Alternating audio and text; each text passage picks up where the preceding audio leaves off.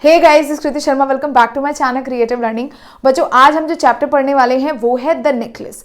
ये चैप्टर बहुत ज़्यादा इंपॉर्टेंट है और इस चैप्टर में मैं जितने भी इंपॉर्टेंट कीवर्ड्स हैं, जो जो डिटेलिंग्स आपको लर्न करनी है, वो सब मैं आपको सिखा के भेज दूंगी।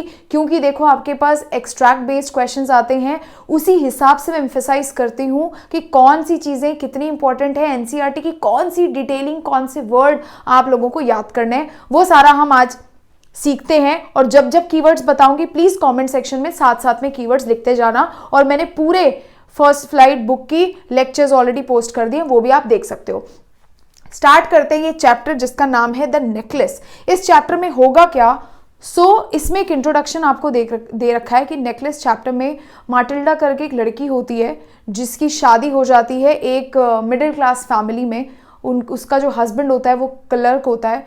तो यहाँ पर जो माटिल्डा होती है ना बच्चों, ये हमेशा एक रिच फैमिली में शादी करना चाहती थी। ये हमेशा अच्छे अच्छे डिनर्स के बारे में, अच्छे कपड़े के बारे में, ज्वेलरीज के बारे में और लग्जरी के बारे में सोचती रहती है। She would dream of all these things all the time.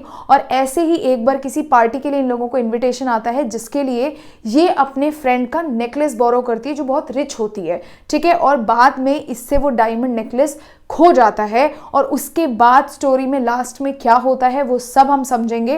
तो this is just the brief idea of what exactly we are going to study in this particular chapter, ठीक है। स्टार्ट करते बच्चों इस चैप्टर से। तो सबसे पहले माटिल्डा के बारे में बताया कि माटिल्डा थी कौन। तो माटिल्डा बेटा, माटिल्डा लॉयजल करके आप इसमें देखोगे तो माटिल्डा लॉयजल बेटा जो थी, she was a beautiful young woman, बड़ी खूबसूरत दिखने वाली महिला थी।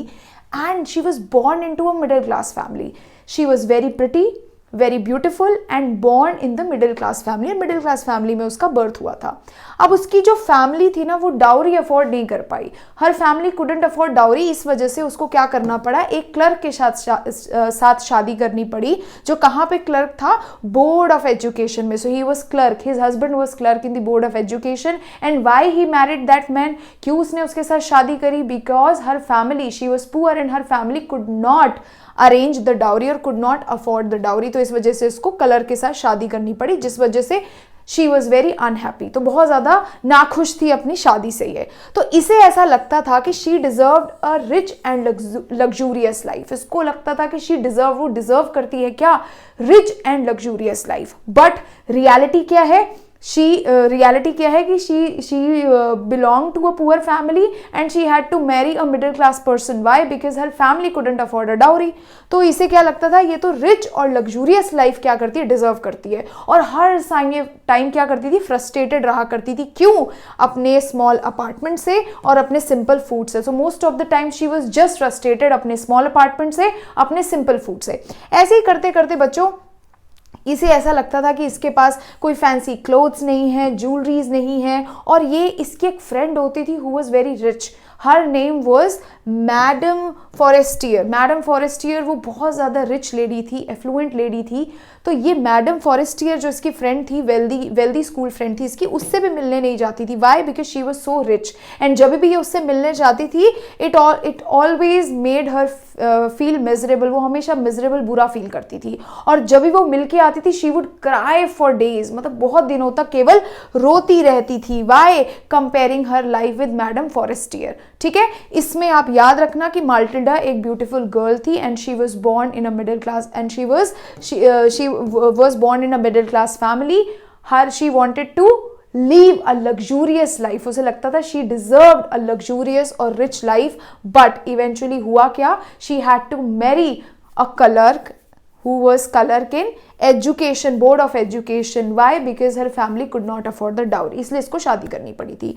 और हर टाइम ये अपने स्मॉल अपार्टमेंट्स के बारे में और सिंपल फूड के बारे में रोती रहती थी। She had no fancy food, no fancy cloth, jewellery नहीं थी। और याद रखना, आप एक लाइन ये लिख सकते हो, जैसे मैंने यहाँ पे बताया ना, she believed she deserved a rich and luxurious life. तो यहाँ पे आप लिख सकते हो कि all day she would be day dreaming, मतलब बैठ करके बस सपने देखा करती थी। भाई खुली आंखों से सपने देखती थी। किस चीज के बारे में?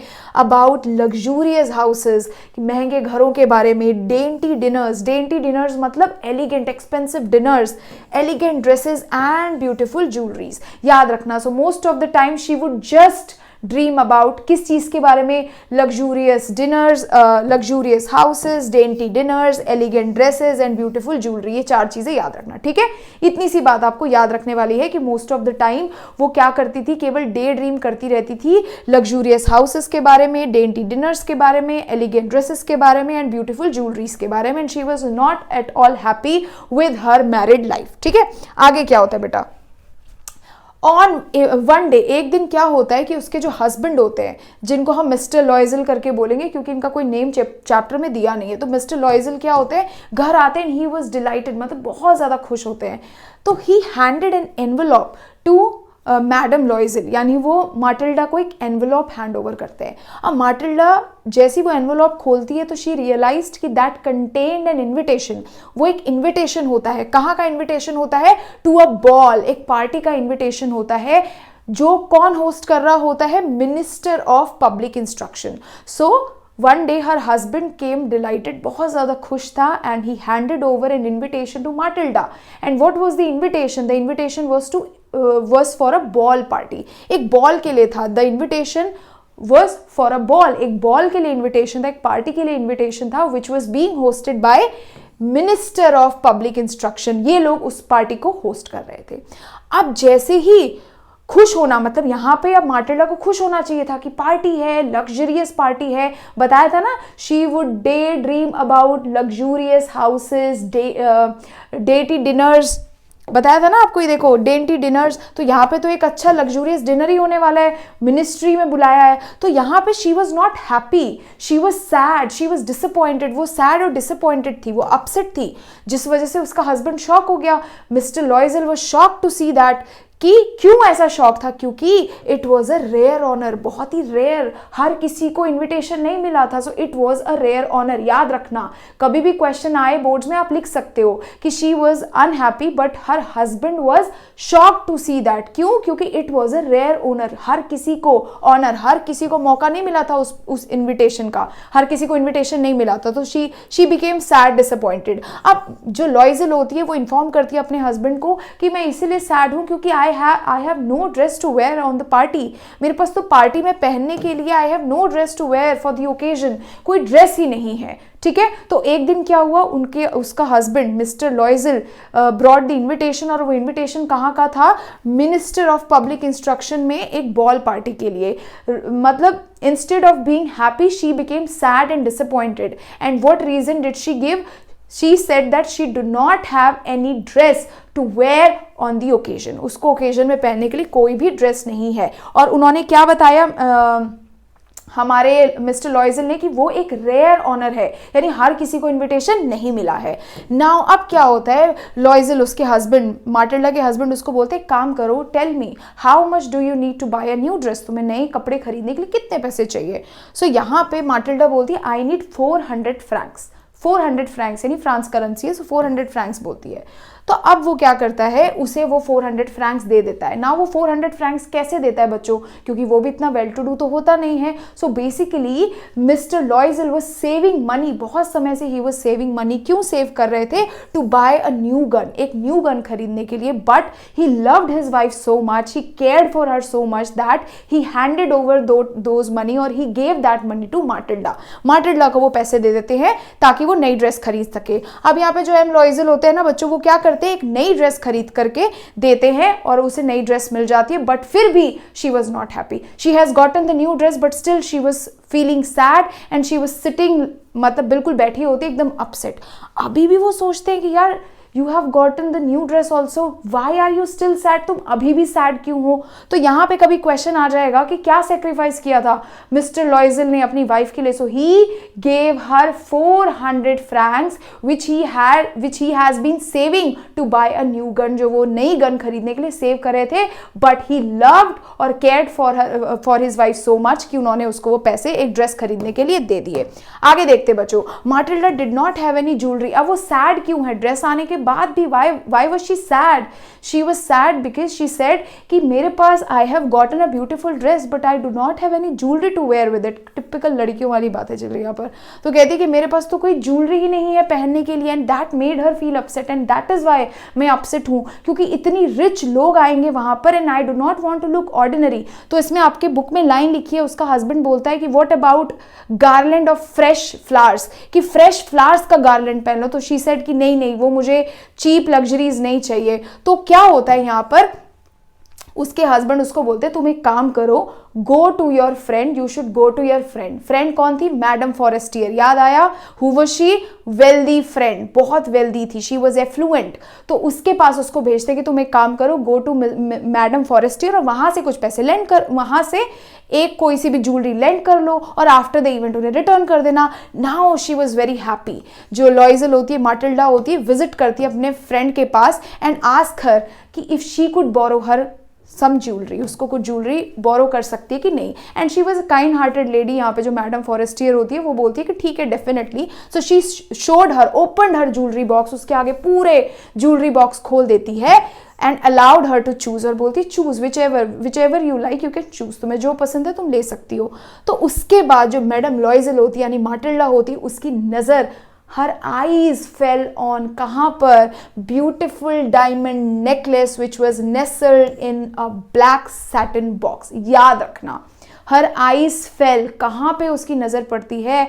her eyes fell upon a beautiful diamond necklace, एक खूबसूरत से डायमंड नेकलेस पे उसकी नजर पड़ती है, which was nestled, जिसको रखा हुआ था किसमें? in a beautiful black satin box। ये दिख रहा है यहाँ पर, can you see this image कि Matilda, her eyes fell upon the beautiful diamond necklace which was nestled in the black satin box। एक black satin box के अंदर इसको रखा हुआ था।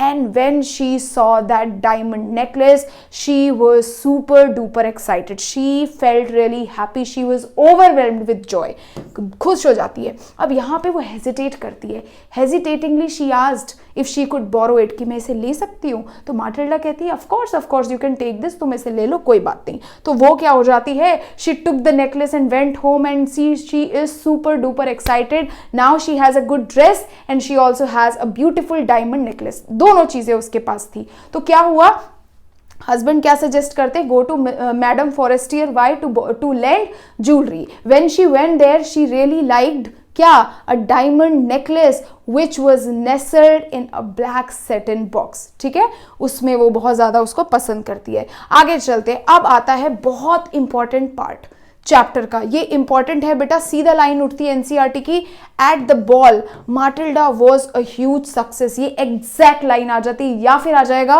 At the ball माटिल्डा was a great hit. अब ये पार्टी का सिनेरियो बता रहे हैं। अब इसके पास ड्रेस भी है, नेकलेस भी है, she was looking absolutely gorgeous. अब फाइनली बच्चों ये कहाँ पहुंचते हैं, पार्टी में पहुंचते हैं। तो that day Matilda was a great success, it means she was looking her best, she was the best that day, she was a great hit. क्यों, वो बताते हैं, क्योंकि she was looking most elegant and prettiest of all the ladies, यानी जितनी भी ladies थी ना, she was looking the most elegant and prettiest of all. जितनी भी वहां पे लेडीज थी, सबसे ज्यादा एलिगेंट और खूबसूरत वो उस दिन दिखाई दे रही थी। And enjoyed the attention and admiration of main. और वहां पे जो और भी बाकी के मेन आए हुए थे, लोग आए हुए थे, वो लोग भी उसको क्या कर रहे थे, बहुत सारा एडमायर कर रहे थे, तारीफ कर रहे थे और अटेंशन दे रहे थे। याद रखना, ये लाइन रट लो बच्चों, why she was a great success at the ball, because she was looking most elegant and the prettiest out of all the ladies. She also got attention and admiration of lot of men there in the party. बहुत सारी attention और admiration, A square मिलता है उसको men से, A square यानी attention and admiration of men, उसको बहुत ज़्यादा attention और admiration मिलती है men की, सब उसे देखते रहते हैं क्योंकि बच्चों खूबसूरत तो वो थी और इतनी प्रिटी लग रही होती है। Now she danced and enjoyed herself till the morning, सुबह तक वो डांस करती है, एंजॉय करती है। और 4 बजे वो और उसके हस्बैंड दोनों वहां से पार्टी से लीव कर जाते हैं। They left the party and they left the ministers residence, minister residence को वो छोड़ के जा रहे होते हैं। अब क्या हो गया कि जैसे वो बाहर निकलते हैं ना, तो her husband put a shabby coat on her, मतलब एक covered her with a shabby coat, क्योंकि ठंड का टाइम था तो वो क्या करते हैं, he covered her with a shabby coat, एक शैबी कोट मतलब पुराना सा एक फर उसको पहना देते हैं। बट यहाँ पे क्या होता है कि not wanting, she did not want other rich ladies to see that shabby coat, वो नहीं चाहती थी कि बाकी की रिच लेडीज उसका वो पुराना सा फर देखें। So that's why she rain like anything, वो वहां से भाग जाती है। ठीक है, सो माटिल्डा हरीड डाउन, मतलब तेजी से जाती है, हरी डाउन द स्टेप्स, यानी वो जो सीढ़ियां होती है ना उससे तेज भागते हुए चली जाती है। Why? Because she did not want the other ladies to notice her shabby fur, वो नहीं चाहती थी कि बाकी लोग उसके शैबी कोट को क्या करें, नोटिस करें। ठीक है, एंड हर हस्बैंड प्रोटेस्ट, मतलब उसको बोलते हैं कि रुक जाओ Matilda, where are you going, तो वो भाग जाती है। तो अगर क्वेश्चन आए कि why she Hari down the steps and why did she left the party in Hari, so she left the party in hurry because she was ashamed of that shabby coat which was given to her by her husband, जो उसके husband ने उसको मतलब दिया था। Because she did not want the other ladies to notice her shabby और the shabby जो भी उसका कोट था, क्योंकि उसे नहीं लगना था कि वो पुअर है। ठीक है, इसलिए वो वहाँ से भाग जाती है। अब धीरे धीरे करके they had to walk for a while, उन्हें बहुत चलना पड़ा। Then finally they found a carriage, उन्हें एक कैरेज मिलता है और इसके बाद वो घर चले जाते हैं। ठीक है, finally they are at home. अब माटिल्डा अपनी ड्रेस को रिमूव कर रही होती है और उसी समय पे वो रियलाइज करती है, अपने कोट को रिमूव करती है, एंड देन शी रियलाइज्ड कि let me just look at myself once more, एक बार मैं खुद को दोबारा से देख लेती हूँ। ठीक है, याद आया ना कि why Matilda was a great success, she was the great success because she was absolutely looking pretty and the most prettiest of all the ladies. She also enjoyed a square attention and admiration of the men. ठीक है, आगे चलते हैं। अब अचानक से when she removed her coat and she looked at herself in the mirror, she realized, oh, where is the necklace? I've lost it somewhere. वो जैसे ही नेकलेस देखती तो नेकलेस was not there. वो देखती नेकलेस तो है ही नहीं। वो अपने हस्बैंड को बुलाती, कहती देखो नेकलेस नहीं है, I think I've lost it somewhere, मैंने उसको कहीं खो दिया है। And she was shocked like hell, क्योंकि वो एक डायमंड नेकलेस था। अब बच्चों, उसके हस्बैंड जो होते हैं उन्हें वो ही सर्च्ड द नेकलेस एवरीवेयर, हर जगह उसको सर्च करते हैं। ही ट्रेस्ड एवरीथिंग, वो सारी चीज़ों को ट्रेस करते हैं। He traced every path and every place, हर एक पाथ और हर एक प्लेस को वो पूरा ट्रेस कर देते हैं, छान मार देते हैं जहां जहां वो रात में गए थे, where they went last night. So he went to the police and cab offices, वो पहले पुलिस के पास गए, कैब ऑफिसेस यानी वो कैरेज वाले जो लोग थे उनके पास गए, but he could not find the necklace anywhere. And finally he got an advertisement printed, उन्होंने एक एडवर्टीजमेंट प्रिंट करवाया, ठीक है, in the newspaper, but necklace was not found, लेकिन नेकलेस फिर भी नहीं मिला।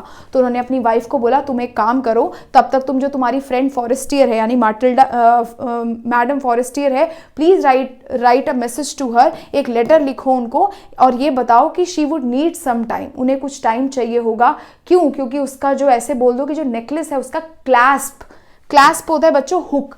तो वो कहता है कि please write a letter to your friend और उनको बोलो कि जो क्लैस्प है नेकलेस का हैड बीन ब्रोकन, वो टूट गया है, हैड ब्रोकन वो टूट चुका है और वो उसे थोड़ा टाइम रिपेयर करके वापस कर देगी। तो what did he say? He suggested his wife to write a letter to her friend, to write a letter to madam Forestier saying that the clasp had broken, जो क्लैस्प है, hook है necklace का, वो टूट गया है and she needed some time to get the necklace repaired, और उसको कुछ टाइम चाहिए रिपेयर करने के लिए और वो उसको वापस दे देगी। सो व्हाट हैपेंड अभी कि when she came back from the party she realised that the necklace was not there, she had lost the necklace and then she told her husband traced each and every path, he went to the police officials, he went to the cab people, but he could not find the necklace anywhere. Finally he got the advertisement printed on the newspaper but still was not able to find the necklace, and finally he suggested his wife, बोलता है कि तुम please write a letter to Madam Forestier saying that the clasp of the necklace had broken and she needed some time, उसे कुछ time चाहिए उस necklace को repair कराने के लिए। अब लास्ट में क्या करती है बच्चों, माटिल्डा डिसाइड करती है कि वो उस नेकलेस को क्या कर देगी, रिप्लेस कर देगी एक नेकलेस के साथ। यानी ये दोनों डिसाइड करते हैं कि अब हम फाइनली जब नेकलेस नहीं मिलता तो डिसाइड करते हैं to buy a new necklace और to replace the necklace. Necklace को रिप्लेस करने का डिसाइड करते हैं, किसके साथ? They decided to replace the necklace with the necklace that looked similar, बिल्कुल जो सिमिलर दिखता था।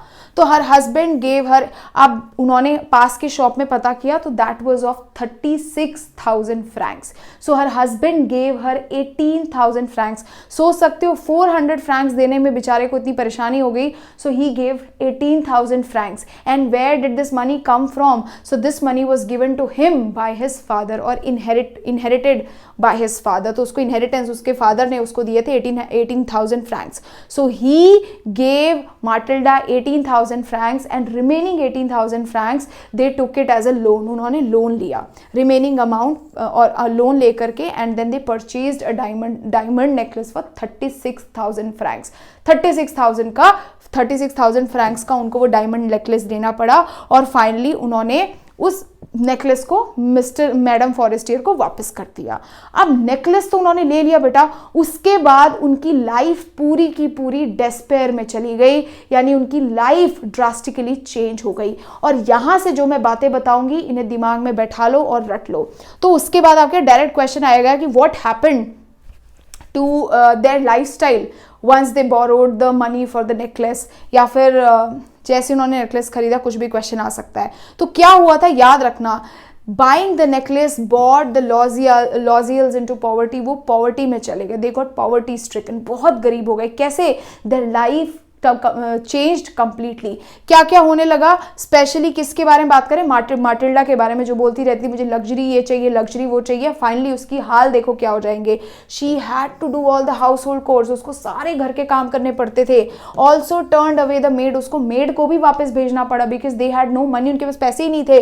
Carry down the garbage to the street on her own, वो हर दिन she had to carry down the garbage. Carry down the garbage यानी garbage को ले जाना पड़ता था नीचे, क्या करने के लिए? स्ट्रीट तक उसको रोज गार्बेज लेके जाना पड़ता था। She had to wash the dishes यानी बर्तन धोने पड़ते थे। And all the shopping from the market, and she had to do all the shopping from the market. Market से सारी की सारी शॉपिंग भी उसको करके लानी पड़ती थी with a lot of haggling. With a lot of haggling means bargaining के बाद, बहुत माथा मारने के बाद और बार्गेनिंग के बाद। So what was the condition of the Loisels after they borrowed the money for the diamond necklace? तो क्या हुआ? She had to do all the household chores, she had to turn the maid, उसको maid को वापस करना पड़ा। She had to wash all the dishes, she had to carry down the garbage to the streets में लेके जाना पड़ता था अपने आप से। And she had to do all the shopping from the market, market से सारी शॉपिंग उसको करनी पड़ती थी with a lot of haggling, मतलब बार्गेनिंग के साथ, आर्ग्यूमेंट्स के साथ उसको बहुत सारी शॉपिंग्स करनी पड़ती थी। But it was really difficult for her, मतलब स्पेशली माटिल्डा के लिए बहुत डिफिकल्ट था ये रियलिटी को एक्सेप्ट करना, but she had to accept the reality. तो हुआ क्या? माटिल्डा लोगों ने डिसाइड किया, Matilda and her husband decided to replace the necklace. So that is why he already had 18,000 francs which he had inherited from his father, and he took loan, उन्होंने loan लिया for the remaining 18,000 francs and finally bought the necklace लिया। And उसके बाद what happened? They both were poverty stricken and the Loisels, जो दोनों के लॉयजल्स थे ना, ये क्या हो गया इनको?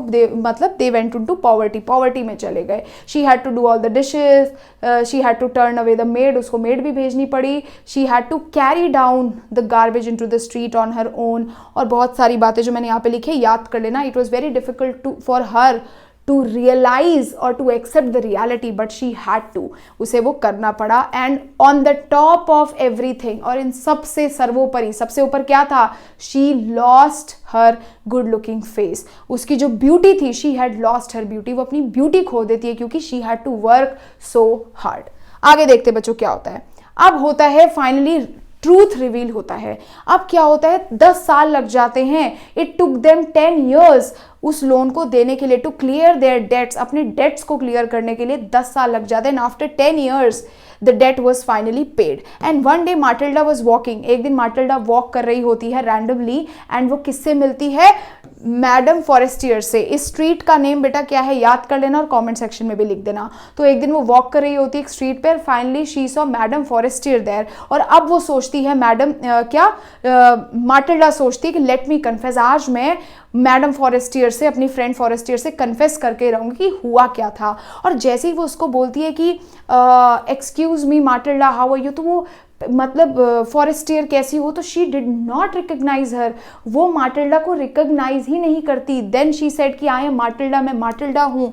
तो वो उसको देखती है और कहती है कि मतलब पहले जब वो फॉरेस्टियर को देखती है तो वो बोलती है वाओ, मतलब वो उतनी ही चार्मिंग दिख रही थी। She was looking charming and beautiful at she had look 10 years back, यानी जितनी वो 10 साल पहले खूबसूरत थी, आज भी उसकी फ्रेंड फॉरेस्टियर उतनी ही प्रिटी थी। यानी the Forestier, Mrs Forestier, madam Forestier looked same, she looked pretty, she was looking absolutely charming as she looked 10 years back, जैसे वो 10 साल पहले दिखती थी।